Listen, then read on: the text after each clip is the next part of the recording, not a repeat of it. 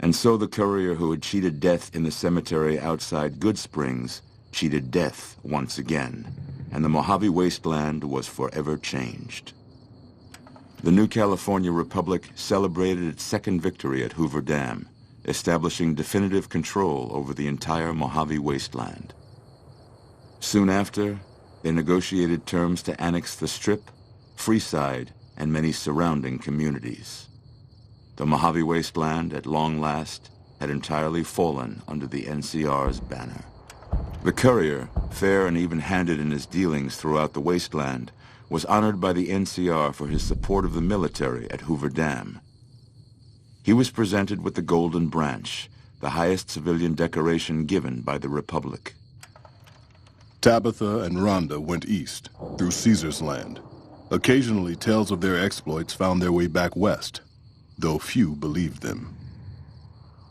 Eventually, the stories concerning the duo were collected and published, and proved to be quite popular with children. Invigorated by his travels with the courier, Raul once more took up his guns in memory of his lost Rafaela. Soon after, the Mojave was filled with tales of the ghost vaquero who hunts down those who prey on the weak. With the help of the gun runners, the Boomers developed a healthy trading relationship with the NCR. Eventually, the Boomers began wandering out into the wasteland while still preventing outsiders from entering Nellis. The Brotherhood and the NCR in the Mojave Wasteland declared an official truce, despite continued hostilities between the two in the west. As per their agreement, the NCR handed over all suits of salvaged power armor, and in return, the Brotherhood helped patrol I-15 and Highway 95. The peace with NCR served to ease Veronica's worries about the Brotherhood's immediate future. Still, a distance had arisen between her and her fellow members that would never be bridged. She began secluding herself in crumbling libraries of the old world, learning of promising technologies she knew the Brotherhood would never adopt. Their leaders destroyed by the courier, the fiends scattered throughout the wasteland. Without the organization of Motor Runner, Cook, Violet, and Driver Nephi, they were easy prey. After the NCR's victory at the dam, in part thanks to follower medical support, NCR allowed the followers to care for refugees as they see fit. Old Mormon Fort expanded its services and was able to aid more people, becoming a refuge for the less fortunate citizens of New Vegas. Arcade had hoped that Freeside would be able to remain independent of NCR rule. But he was glad that Caesar's Legion had been stopped at Hoover Dam. He tended to the sick in Freeside for a while longer, then returned to NCR territory to become a teacher with the followers there. Good Springs saw more trade along I-15 after NCR gained control of the Mojave Wasteland, but with that came a heavy burden of the Republic's taxes. Some old-timers, unable to handle the cost, were forced to move on, grumbling all the while. Cass survived to see the NCR flag flying proud over Hoover Dam, and thought for a moment, this is what a hero must feel like. She was about to tell the courier not to get too proud of himself. Then she figured, he knew that already. That night, Cass kicked in the door of his room to celebrate, only to find the man on the bed was an NCR soldier whose barracks had been destroyed. He was cute, though, so after having her way with him, she got the hell out, leaving an empty whiskey bottle as a note. As she walked along the dam in the night, she felt drunk, content, and happy to be alive. Which to her was the whole point of it all. During the Battle of Hoover Dam, the Great Khans quickly evacuated Red Rock Canyon and headed north and east into the plains of Wyoming. There, they reconnected with the followers of the Apocalypse and rebuilt their strength. Bolstered by ancient knowledge of governance, economics, and transportation, they carved a mighty empire out of the ruins of the Northwest.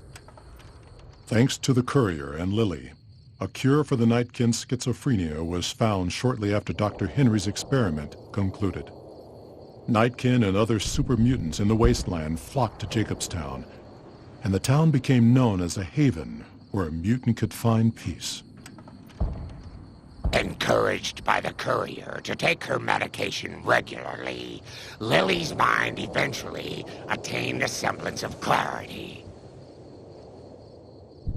Her memories dulled by the pills, she cast aside the recording of her grandchildren, no longer remembering its significance.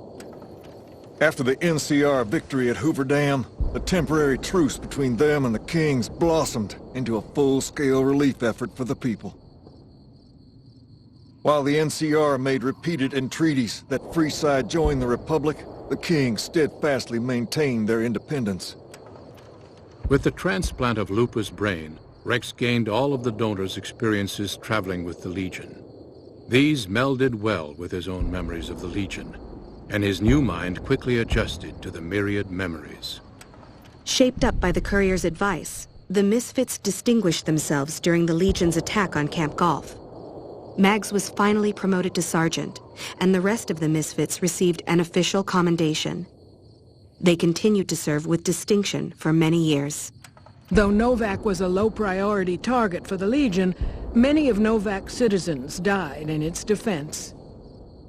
In the weeks that followed, several bright followers returned to Novak to help restore its defenses, allowing it to remain independent of NCR. Looking for a place where he could be of some use, Boone found himself re-enlisting with his old unit. Though his regrets remained in his thoughts, they coalesced into a purpose, and Boone embraced it. After Hoover Dam, the leaderless powder gangers at the correctional facility vanished into the wastes, leaving the prison empty. The correctional facility became another abandoned ruin in the wasteland, its carcass occasionally picked over by enterprising prospectors. After the Vault 19 powder gang surrendered to the NCR, they were reincorporated into the correctional system. The NCR did increase their sentences, and they aren't about to take off time for good behavior. After Hoover Dam, NCR helps rebuild Prim as a major stopping point on the Long 15. Though Prim's citizens chafe under NCR's taxes, they benefit greatly from the increased protection and merchant traffic.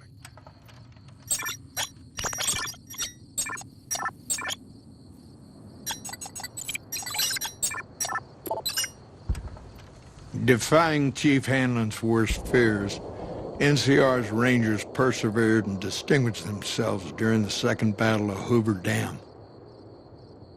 The Rangers, along with NCR's many troopers, shared the glory of victory.